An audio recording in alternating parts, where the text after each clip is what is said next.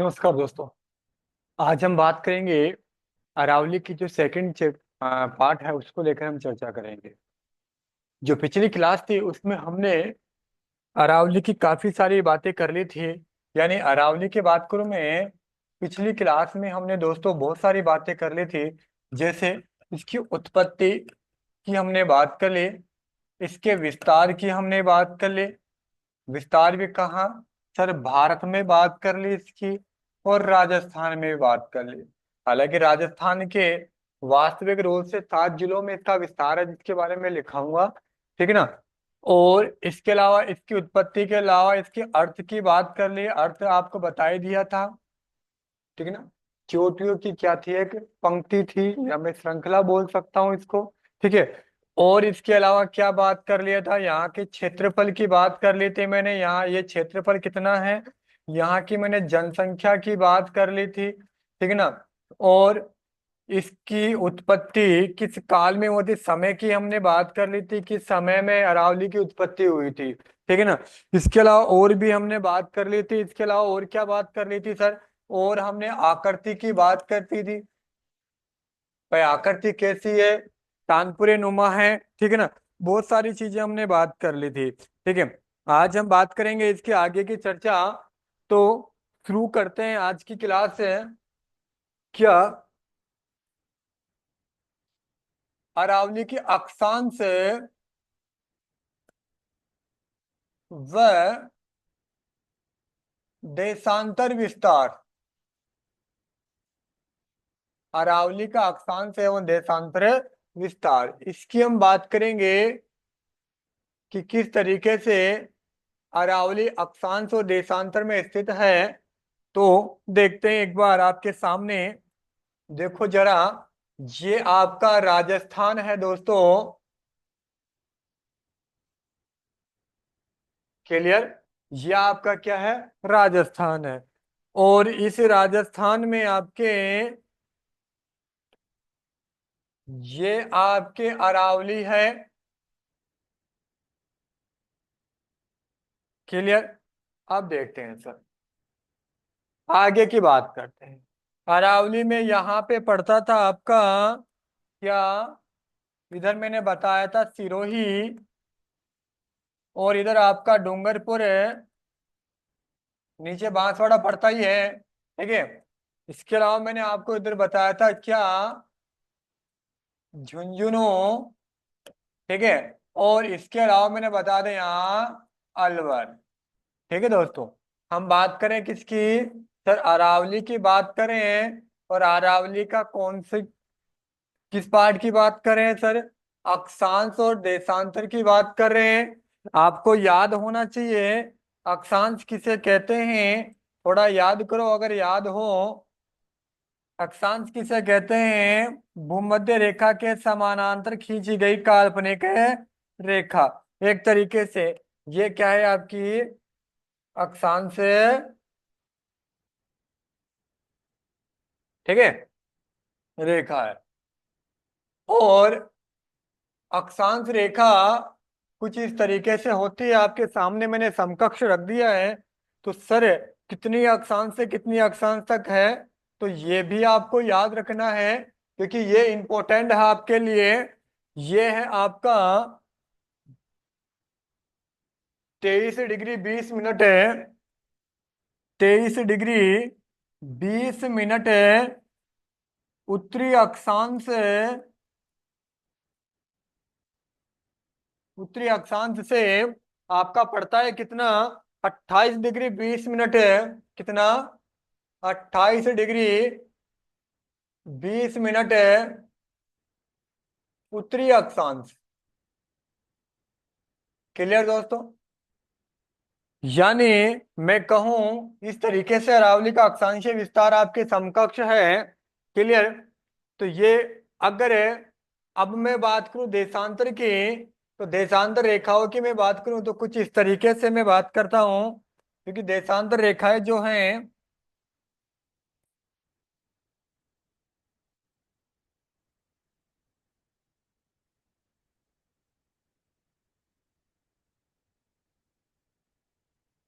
इस तरीके से आपकी क्या है,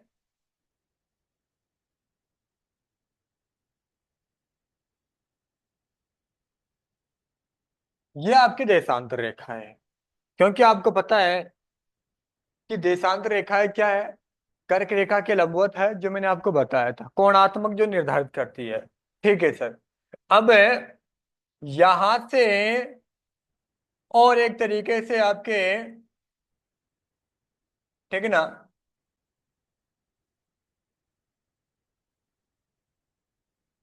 यहां तक है, यहां तक, यहां से यहां तक। तो ये कितनी है दोस्तों? 72 डिग्री 10 मिनट है।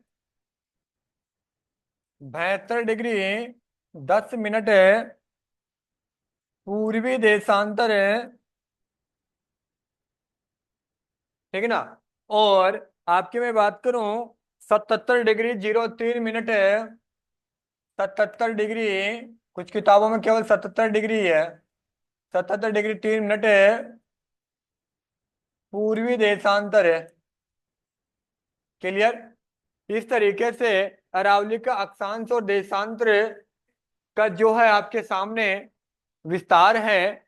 और अक्षांशीय विस्तार यानी मैं बात करूं क्या कि राजस्थान में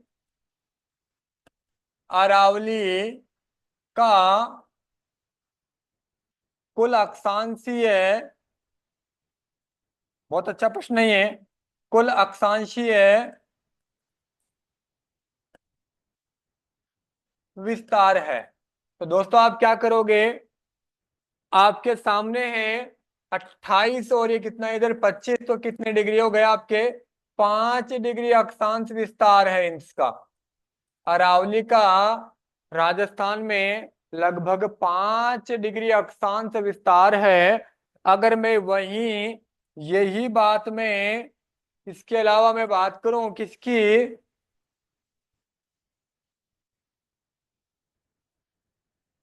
इसके अलावा मैं बात करूं दोस्तों देशांतर की बात करूं, तो राजस्थान में अरावली का कुल देशांतरीय विस्तार, सर ये कैसे आया था आपको मैं बता देता हूं। 28 degree 20 minute -30 degree, sorry 23 degree 20 minute को मैंने जब लेस किया तो मेरे सामने कितना आया? 5 डिग्री अक्षांश आया। क्लियर। कहीं आप सोचो कि सर ने डायरेक्ट ये समझकर करना है, भूलना नहीं रटना नहीं है, समझकर करना है सारी चीजें। इधर आपके कितना है सर? आपके हैं, अगर मैं बात करूं 77 degree 10 minute minus, sorry sorry sorry, 77 degree minus कितना है? 72 डिग्री 10 मिनट। तो सर इसका कितना आएगा? अब आपने इसमें नोटिस करो कि 77 है और यहाँ कितना है? 3 है दोस्तों, कितना है? 3 है। नोटिस करना बहुत महत्वपूर्ण बात है, यहाँ घटाने में आप दिक्कत कर जाओगे। अगर मैं इसको एक उदाहरण दूंगा तो यहाँ कितना हो जाएगा मेरे पास? अगर मैं 77 में से 1 डिग्री, 1 डिग्री का मतलब कितना होता है? 60 मिनट होता है। 60 मिनट बोलूं या 1 घंटा बोलूं, बात वही है। तो 60 मिनट में इसमें इंक्लूड करूंगा तो दोस्तों ये कितना हो जाएगा? 73 डिग्री 63 मिनट, जिसमें से कितना लेस कर दोगे? 72 डिग्री 10 मिनट। अब ये 10 इसमें से लेस होने में दिक्कत हो रही थी, तो अब मैंने इसको सरल कर दिया है आपके लिए समझने के लिए। तो अगर मैं बात करूं 63 में से जगह कितने बच गए? 53। 53 बच गए। तो अगर छिहत्तर में से कितने 72 गए तो कितने बच गए दोस्तों? आपको पता 4। तो आपकी 4 डिग्री 53 मिनट पूर्वी देशांतर। हाँ जी। यानी मैं बात करूं क्या सर, ये आपके सामने है, इसको देख लो एक बार अच्छे से। ठीक है, ये मैप है। अक्षांश और देशांतर मैंने आपके सामने समकक्ष रख दिया है। जो थोड़ा ध्यान रखना है, ये देशांतर आपके सामने, ये अक्षांश आपके सामने है, वो मैंने आपके समकक्ष रख दिया है। तो मैं जो बात करना चाहता हूं इसमें एक चीज है, क्या, कि जो आपका ये तो अक्षांशीय डिफरेंस है, यहां से यहां तक का कितना है, आपके समकक्ष है। और सर यहां से और यहां तक का जो डिफरेंस है वो आपके समकक्ष कितना, लगभग ये है। क्लियर। तो अरावली का अक्षांश और देशांतर से किसी भी संबंधित किसी भी प्रकार का प्रश्न आ जाए तो आप कंफ्यूज ना हो, उसकी लैंग्वेज को समझे, अच्छे से करें, दिक्कत नहीं होगी, बस लैंग्वेज समझना है। तो एक आज हमने बात की है, क्या, किसकी अक्षांश और देशांतरीय अंतर। आगे बात करते हैं हम। अक्षांश देशांतर के बारे में हम बात करें कि इसकी तुलना अरावली की तुलना, यह प्रश्न पूछा गया है दोस्तों, किससे की गई है। सर अमेरिका में, किस, अमेरिका के, अमेरिका का एक पर्वत है, कौन सा, अपलेशियन पर्वतों से। मोस्ट इंपोर्टेंट है, ये प्रश्न पूछ लिया गया है, थोड़ा याद रखना। किसकी अरावली की तुलना किससे की है, आपके समकक्ष मैंने बात है कर ली है, जो आपको याद रखनी है, भूलना नहीं है। इसके अलावा मैं बात करूं कि एक इस अरावली में जो वर्षा होती है, बारिश है, वो लगभग कितनी होती है। तो वर्षा होती है लगभग दोस्तों आपके कितनी, 50 सेमी से 80 सेमी वर्षा होती है इस प्रदेश में, अरावली प्रदेश में। ठीक है, ठीक है सर।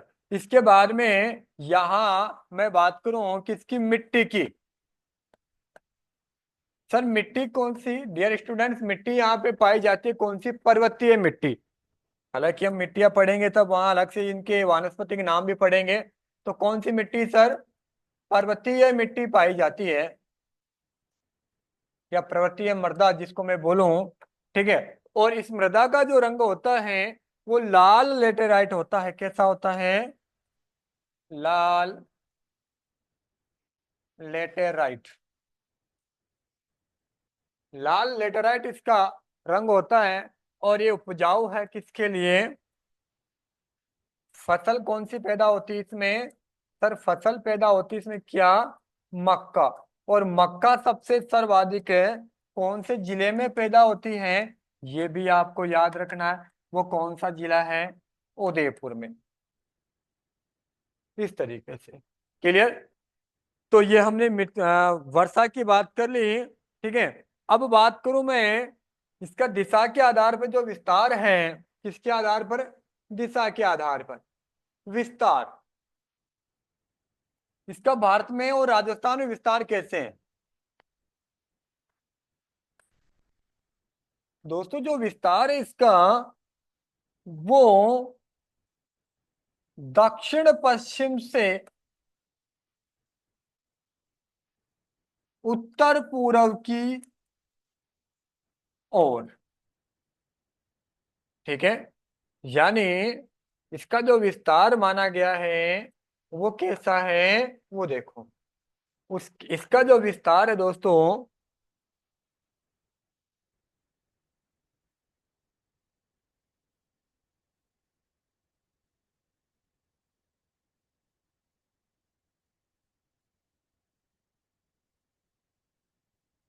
देखो इसका विस्तार जो है वो कुछ इस तरीके से है।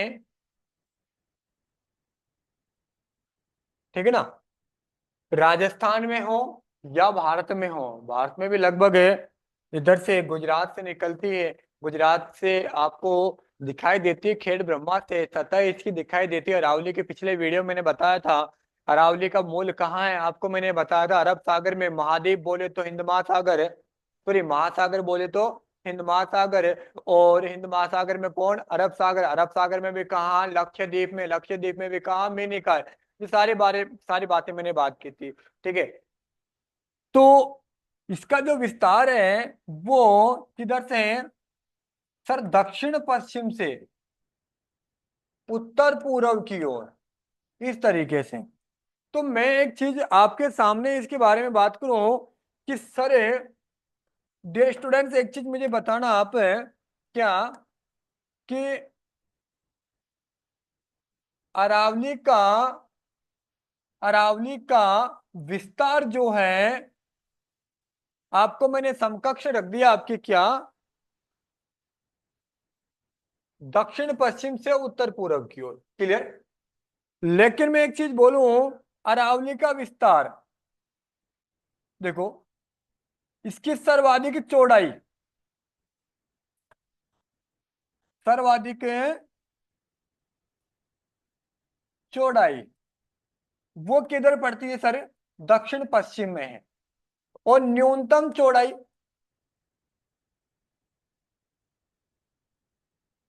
वो किधर पड़ती है सर? उत्तर पूर्व में। क्लियर? मैंने आपके सामने विस्तार को लेकर मैं आपके सामने कई बातें लेके आ रहा हूं, और भी कई चीजें हैं। अरावली के बारे में सुनना। अरावली जो है, इसकी जो सर्वाधिक चौड़ाई आपको दिख रही है, किधर है? इधर है। और कम चौड़ाई इधर है। अरावली की सर्वाधिक ऊंचाई, अगर मैं बात करूं, इसी में बात करूं मैं आगे, क्या कि सर आपने सर्वाधिक चौड़ाई बता दी, तो क्या ऊंचाई भी यहीं पे हो सकती है? तो सर्वाधिक ऊंचाई भी यहीं पे है। किधर? राजस्थान के दक्षिण पश्चिम में। और न्यूनतम चौड़ाई वो ऊंचाई, न्यूनतम ऊंचाई वो, वैसे तो आपको देखो, अध्ययन की दृष्टि से आपको जो किताबों में बताया गया है वो बताया गया है क्या, आपका उत्तर पूर्व। लेकिन अगर आप गौर से इसकी पर्वत श्रृंखला और पर्वत, इस जो अरावली पर्वतमाला है, उस अरावली पर्वतमाला की ऊंचाइयों को देखोगे, इसकी जो पहाड़ियां है उसको देखोगे दोस्तों, तो आप नोटिस करना, जो मैं अगले क्लास में बात करूंगा ना, कि जैसे कि दक्षिण में स्थित प्रमुख गुरु स्वीकर है, सेर है, जरगा, अचलगढ़, कुंभ है, उनकी बात करूंगा। फिर मध्य अरावली की जैसे कि मायाराम जी है, गौरम जी है, ऐसे पुष्कर की पहाड़ियां, कई पहाड़ियां हैं, ठीक है, उनकी मैं बात करूंगा। और फिर मैं बात करूंगा किसकी? उत्तरी अरावली की, जो उत्तरी अरावली में रघुनाथगढ़ की है, नाहरगढ़ की है, ऐसी कई पहाड़ियां हैं। तो देखा जाए तो कुछ ऐसी पहाड़ियां हैं जिनकी ऊंचाई, जैसे रघुनाथगढ़ की पहाड़ी की 1055 मीटर ऊंचाई है, ठीक है। तो इनकी ऊंचाइयां, कुछ पहाड़ियों की ऊंचाई यहाँ पे ज्यादा है, कुछ पहाड़ियों की ऊंचाई राजस्थान में यहाँ पे ज्यादा है, और मध्य में कम है। लेकिन अब किताबों में इस तरीके से सेट कर दिया गया है, तो वही होता है, क्योंकि एग्जाम में वही मान रहे हैं तो अब उसका कुछ कर नहीं सकते। तो थोड़ा सा ध्यान रखना। क्लियर? तो एक चीज और मैं यही बात करूं, क्या सर, डियर स्टूडेंट, एक चीज और मैं यही बता देता हूं आपको, कि अरावली का आकार, अरावली का जो आकार है,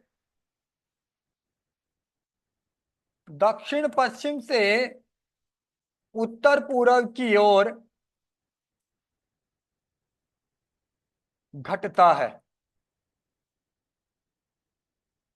और इसके विपरीत उल्टा बोल देता कि उत्तर पूर्व से, उत्तर पूर्व से दक्षिण पश्चिम की ओर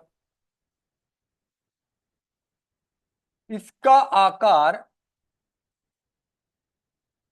बढ़ता है। इसका आकार बढ़ेगा कि नहीं बढ़ेगा? अगर इधर से ये आएंगे तो इसका आकार क्या करेगा सर? बढ़ता है। लेकिन अगर आप दक्षिण पश्चिम से उत्तर पूर्व की ओर जाओगे तो आकार क्या होता है? घटता है। आकार भी घटेगा। आकार, अगर सुन लेना ध्यान से, वहां लैंग्वेज पे डिपेंड करता है। लैंग्वेज पे मैं बोल क्या रहा हूं, आप समझ क्या रहा हूं, उनको ध्यान से समझ लेना। ठीक है?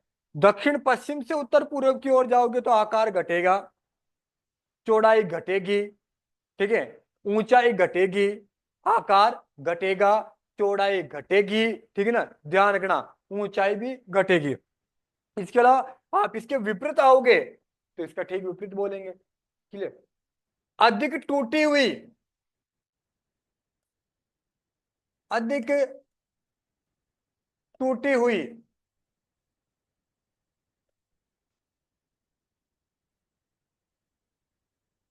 अधिक टूटी हुई इधर मिलेगी आप। अरावली जो आपके दक्षिण पश्चिमी जो अरावली है वो इतनी टूटी हुई बिखरी हुई नहीं है जितनी आपके उत्तर पूर्व में है।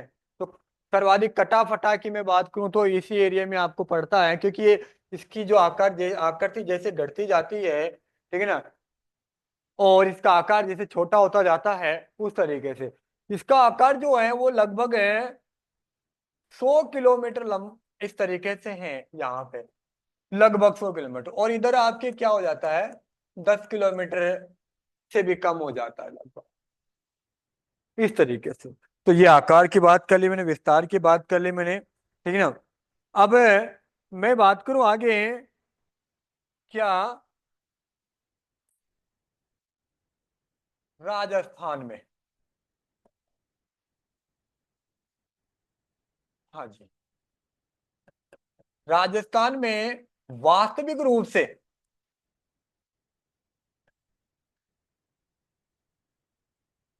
7 जिलों में,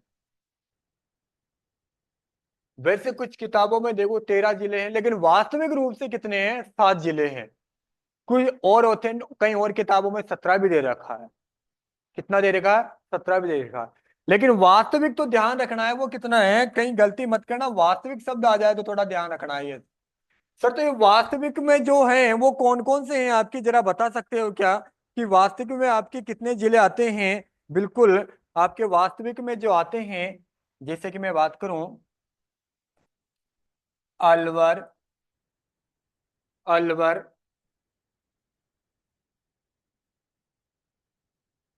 अलवर के बाद में आपका आता है जयपुर दौसा,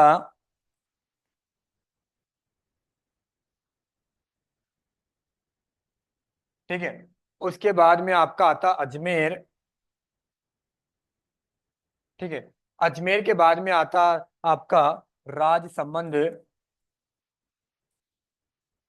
राजसमंद, ठीक है। और राजसमंद के बाद में आता है आपका उदयपुर है, और उदयपुर के बाद में आता है सिरोही।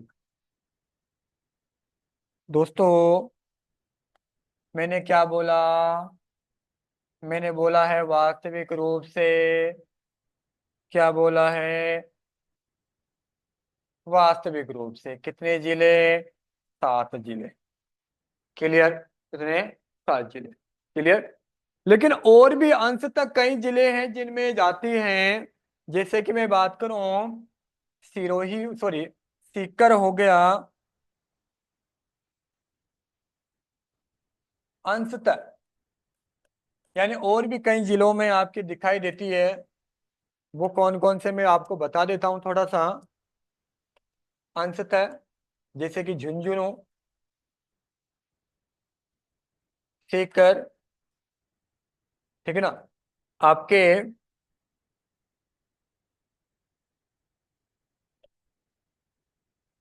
दौसा आ गया ना, सवाई माधोपुर,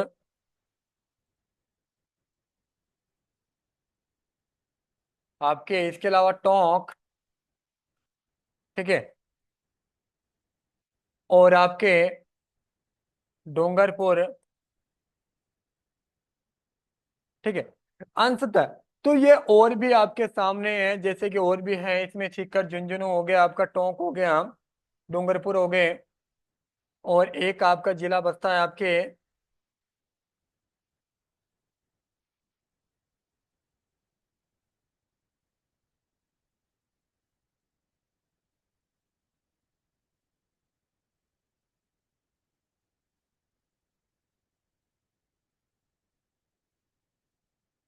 ठीक है, इस तरीके से अंशतः। तो ये इस तरीके से दिखाई देती है। और भी कई किताबों में दे रखा है 17 जिले भी दे रखा है, लेकिन अगर वास्तविक पूछे तो वास्तविक तो कितना है आपके, 7। ठीक है सर, ये तो हो गई क्या, आपके छोटे बड़े जिलों की मैंने बात कर ली, क्लियर बात, चलो ठीक है सर। कितने जिलों में विस्तार है राजस्थान में वो हमने बात कर ली है। आगे मैं कुछ इसके सामने कुछ बातें रखूं कि जो आपकी अरावली है, इस अरावली का सर्वाधिक राजस्थान विस्तार, सर्वाधिक विस्तार। राजस्थान की मैं बात करूं तो दोस्तों, बेझिझक आपको बताना है क्या, उदयपुर। इसके बाद में राजसमंद। इसके बाद में राज्य संबंध, सर्वाधिक विस्तार। तो सर न्यूनतम विस्तार,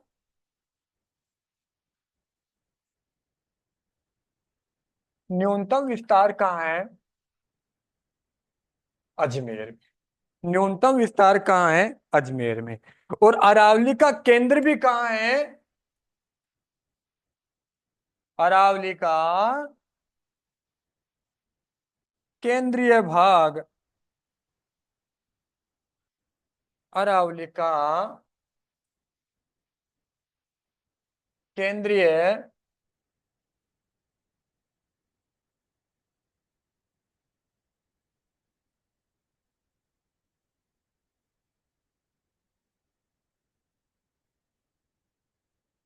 बिंदु, या मैं बोलूं भाग, वो कहाँ है सर? अजमेर में, जो आपको याद रखना है। अच्छा, अगर मैं बोलूं, क्या सर, डियर स्टूडेंट, सर्वाधिक ऊंचाई, विस्तार देख लिया, ऊंचाई देख लिया, तो सर्वाधिक ऊंचाई कहाँ पे है?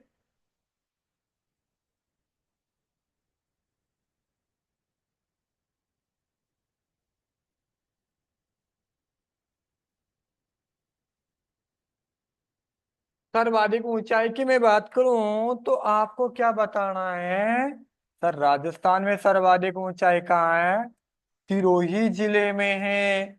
और सिरोही में कौन सा? सर माउंट आबू है। मैं एक एक पहाड़ियों की डिटेल में बात करूंगा, लेकिन आगे बात करूंगा, कंफ्यूज मत होना। वो कौन सी है sir, dear student? Guru Shikhar है। संतों का शिखर भी कहते हैं इसे, गुरु शिखर। इसकी ऊंचाई कितनी है? तो इसकी ऊंचाई कितनी है? 1722 मीटर है। और 5 मीटर इसके अंदर ऊपर एक झंडा है, या एक ऋषि का मंदिर है, जिसके बारे में आगे बात करूंगा।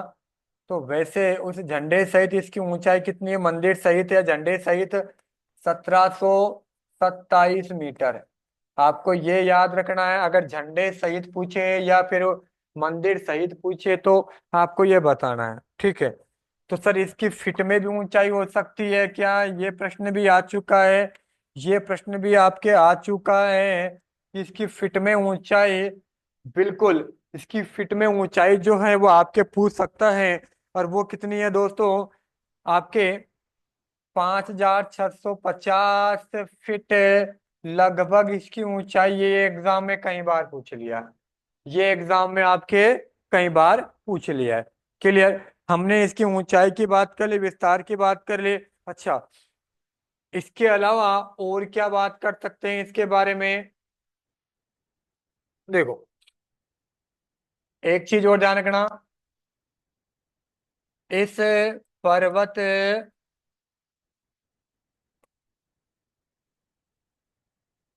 क्या मैं बोलूं, इस पर्वत श्रृंखला को छोड़ो, मैं बोल देता हूं आपको वैसे ही।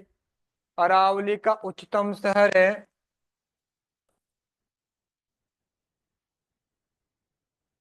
अरावली का उच्चतम शहर है।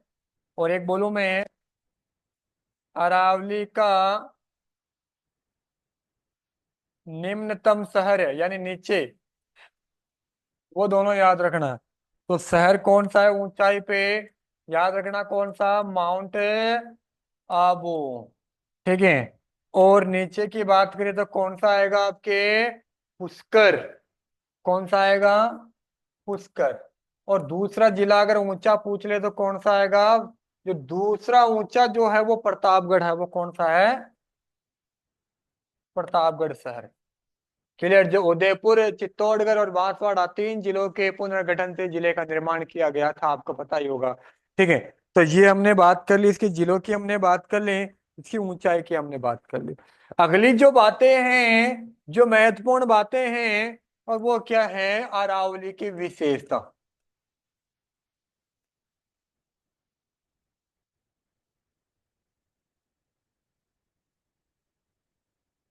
विशेषताएं अरावली की। अब बात करते हैं अरावली की विशेषताएं क्या क्या है, वो देखते हैं दोस्तों। देखो,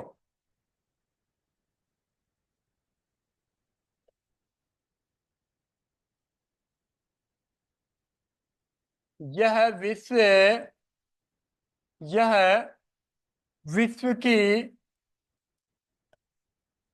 प्राचीनतम वलित पर्वतमाला है।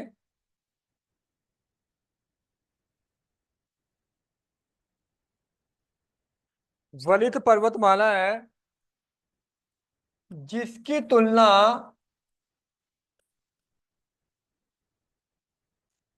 अमेरिका के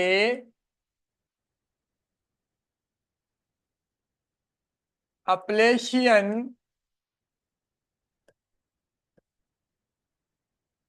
पर्वतों से की गई। पहली, इसके अलावा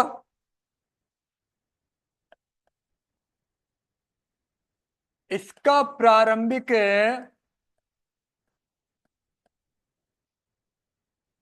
बिंदु, तो दोस्तों इसका प्रारंभिक बिंदु जो है वो ध्यान रखना, सतह वाली बात करूं मैं, जहां दिखाई देता है सतह, यानी अरावली की सतह दिखाई देती है, वो कहां से?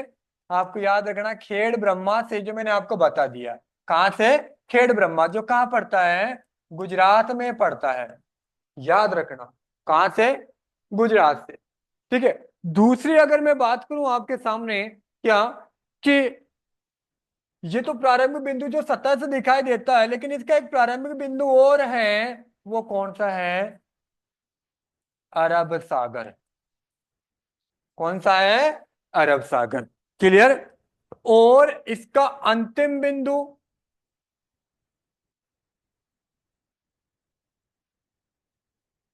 इसका अंतिम बिंदु वो कौन सा दोस्तों? इसका जो अंतिम बिंदु है वो कौन सा है? दिल्ली है। और दिल्ली में क्या? रायसीना की पहाड़ी, जहां पे क्या है? राष्ट्रपति भवन है और पंडित जवाहरलाल नेहरू विश्वविद्यालय है। क्लियर। आगे और क्या विशेषता है? देखो, अभी तो इसकी विशेषताओं की शुरुआत हुई है।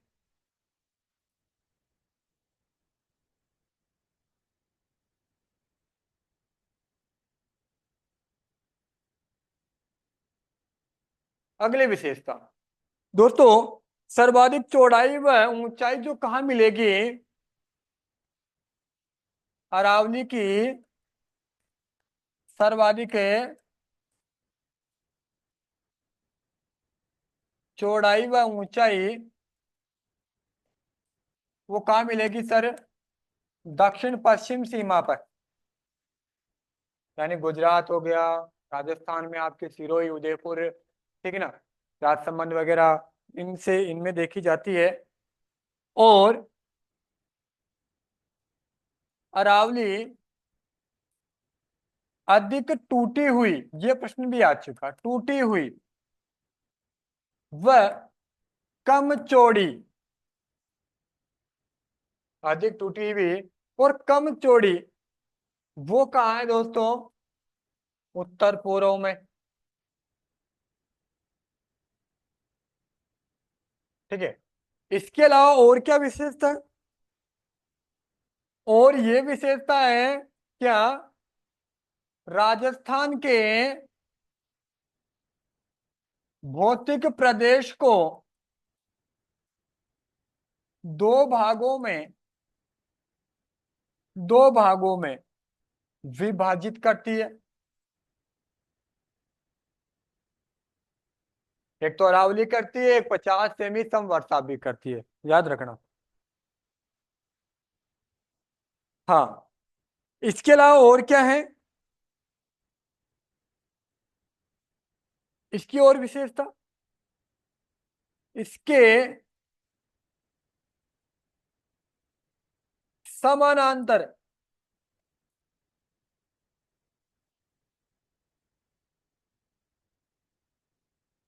समानांतर भारतीय मानसून, जिसको मैं बोलता हूं क्या, दक्षिण पश्चिम मानसून। ठीक है ना। और दोस्तों आपको याद होना चाहिए क्या, कि दक्षिण पश्चिम मानसून के दो भाग हैं। दक्षिण पश्चिम मानसून को दो भागों में बांटा गया है, आपको याद ही है। या मैं बोलूं भारतीय मानसून को बोलूं या इसको बोलूं, इसके दो भाग है, वो कौन कौन से हैं। एक तो अरब सागरीय,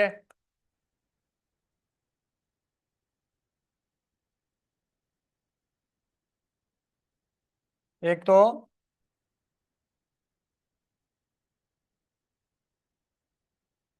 अरब सागरीय, और एक कौन सा, बंगाल की खाड़ी वाला। इसके दो पार्ट। ठीक है। अरावली के समानांतर हमारे जो मानसून है वो इसके समानांतर है। इसीलिए पश्चिमी राजस्थान में क्या होती है, बहुत कम वर्षा होती है। यानी मैं बोल सकता हूँ,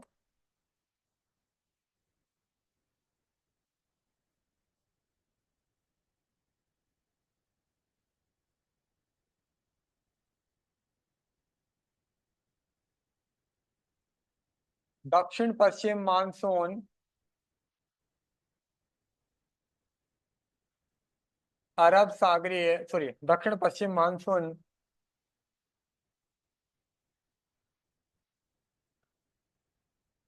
अरावली के समानांतर होने के कारण,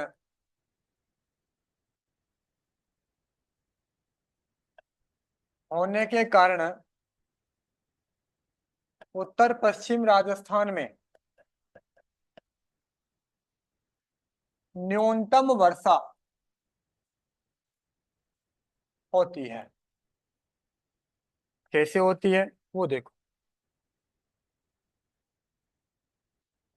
ये आपकी, एक बार ध्यान से देखना है इसको ना, थोड़ा सा।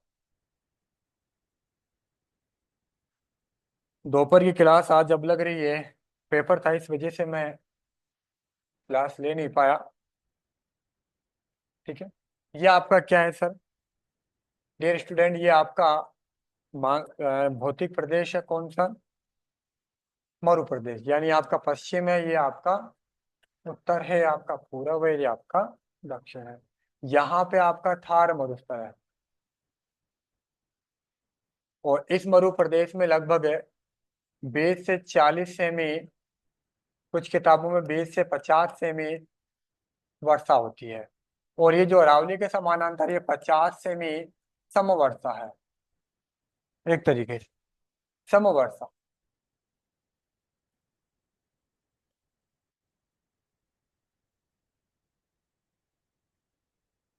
क्लियर। आगे देखते हैं। इसके बाद में मैं बात करूं क्या, कि जो ये आपकी समवर्षा है वो किस तरीके से है, वो आपके सामने मैं बात कर लेता हूं। मैंने कहा क्या, कि सर आपका जो मानसून है वो कुछ इस तरीके से आता है।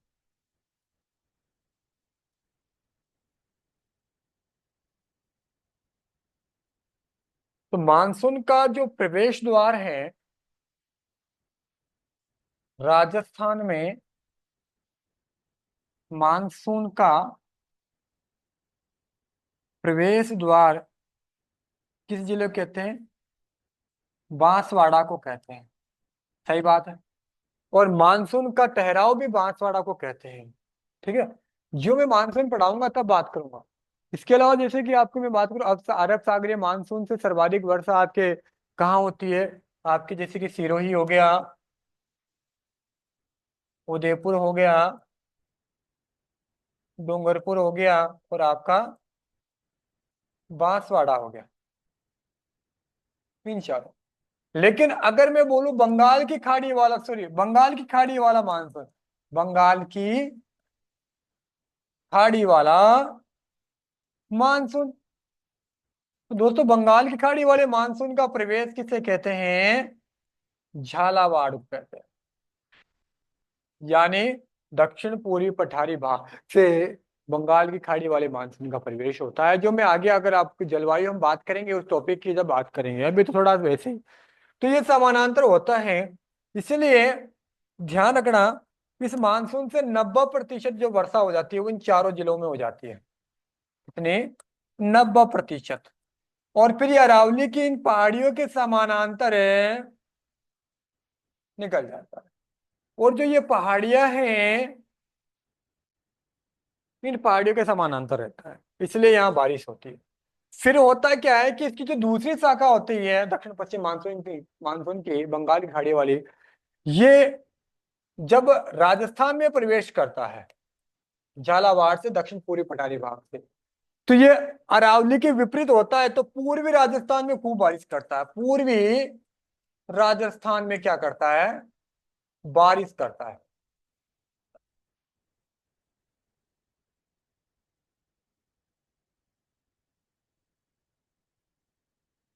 पूर्वी राजस्थान में क्या करता है?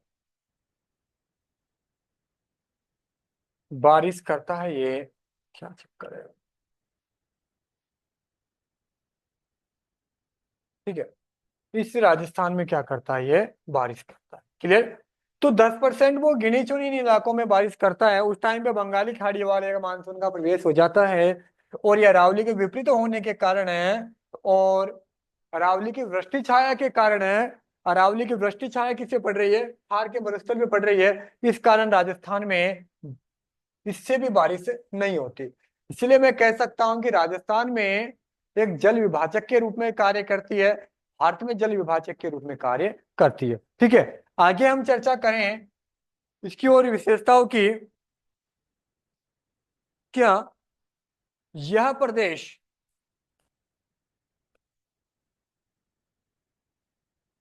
धात्विक खनिजों धात्विक खनिजों की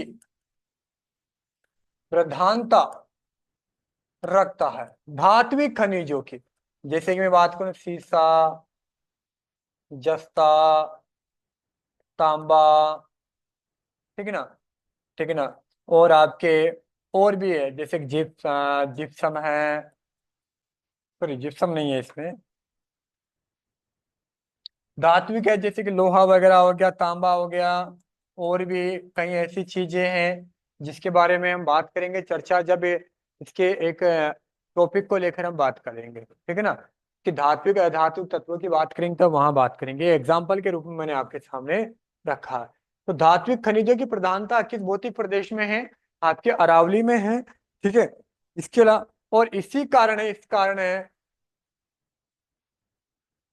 इसे, यानी राजस्थान को, इस कारण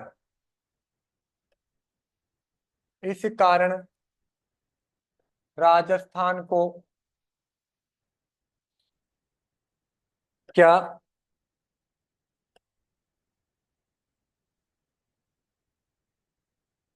खनिजों का खनिजों का अजायब घर कहते हैं। ध्यान रख। क्लियर? और क्या विशेषता है इसकी? ठीक है, भारत में जल विभाजक के रूप में यह भारत में नदी जल विभाजक के रूप में कैसे? सर ये डियर स्टूडेंट, सिंधु नदी और कौन? गंगा नदी, इस तरीके से। और ये क्या है? आपकी अरावली है, विभाजक के रूप में नदियों के। क्लियर? इसके अलावा और हम बात करें क्या? अरावली के समानांतर बहने वाली नदी कौन सी है? याद रखना कौन सी है? लूनी। जो अरावली के किधर बहती है, ध्यान रखना, लूनी अरावली के किधर बहती है, उत्तर पश्चिम में बहती है, ठीक है ना, उत्तर पश्चिम में बहती है। लेकिन इसका जो बहाव है लूनी का, वो उत्तर पूर्व से दक्षिण पश्चिम की ओर है, ये ध्यान रखना।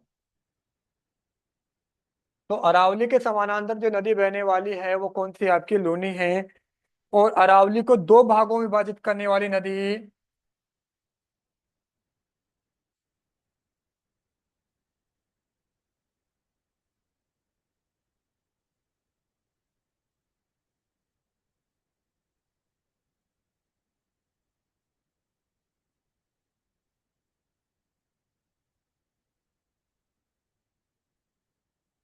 अरावली को दो भागों में विभाजित करने वाली नदी वो कौन सी है आपकी, बनास, ठीक है ना। और अरावली की प्रमुख नदी, अरावली की प्रमुख नदी वो भी कौन सी है, बनास है। कौन सी है, बनास। क्लियर, प्रमुख नदी है अरावली की, ठीक है ना। इस अरावली में एक व्यस्ततम राष्ट्रीय राजमार्ग है, व्यस्ततम राष्ट्रीय राजमार्ग, वो कौन सा था, NH 8 है। अब कौन सा हो गया, NH 21 कर दिया गया इसको, 21। क्लियर, ये थोड़ी आपको ध्यान रखनी है। आगे और भी कई विशेषताएं हैं। राजस्थान में सर्वाधिक नदियों का उद्गम, राजस्थान में सर्वाधिक नदियों का उद्गम, वो भी कहाँ से होता है, अरावली से ही होता है। ध्यान रखना, कहाँ से होता है, अरावली से ही होता है, ठीक है ना। और इसके अलावा सर्वाधिक जैव विविधता वाला मरु, सॉरी, सर्वाधिक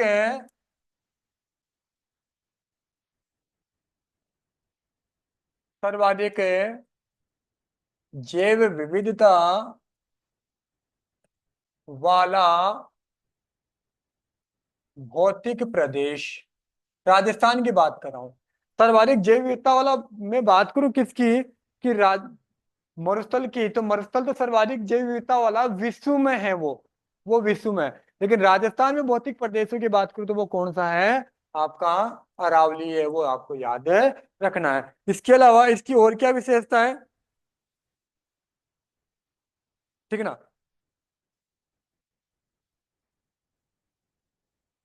अरावली के पूर्वी मैदानी भाग को अन्न का कटोरा कहा गया। क्या कहा गया, अन्न का कटोरा। वैसे जिला पूछे तो कौन सा आपके, ध्यान रखना कौन सा, आपके अरावली, सॉरी, श्री गंगानगर। इसके अलावा और क्या है, जो अबुल फजल है, अबुल फजल, बस थोड़ा सा और ना, फजल, अबुल फजल ने इसकी तुलना, संज्ञा, संज्ञा, अरावली की जो संज्ञा की है वो किसके समान, ऊंट की गर्दन के समान, किसके समान, ऊंट की गर्दन के समान। किसने, अबुल फजल ने। कर्नल जेम्स टोड ने